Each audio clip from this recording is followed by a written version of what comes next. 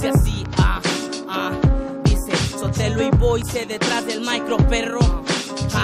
Suéltalo, dice, yo no decaigo de técnicas, estilo, flow ni métricas. Mi batalla es al dormir y la tuya es tener estética. Sus hits son un asco, su letra es muy patética. Es artificial y de una forma sintética. Los pongo de cabeza y bailan como licuadoras. Pongo a vibrar sus mentes, mi nombre es energía sonora. Saco rimas en free y ninguna se me atora. No soy el rey del juego, soy la horca que los devora. Llegó su hora, no busques más. Si no estás aportando, te sugiero, vas para atrás. En mis tracks soy capaz de hacer metamorfinas. Te me vas, gritarás. Yo hoy viola la base, pues voy seduciendo al compás. Mi sílaba te noquea, te dejará tirado. Resumida es TNT con explosivos pesados. Son barras escritas totalmente más pesadas. Mi estilo es una bomba y mi saliva las granadas. Dice hip, dice hop, así se toma el control.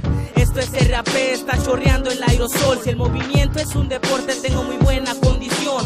Yo no les tumbo el chante, les tumbo cada renglón. Boom, boom. No nos hace falta flow, nos sobra talento. Barras sin sentido se quedan en el intento. Técnicas pesadas, duras como el concreto. Y entre más críticas lleguen, mi nivel más incremento. Es difícil de entender que con estos ritmos raros, boca llena de verdad, solo cargo y disparo preparado.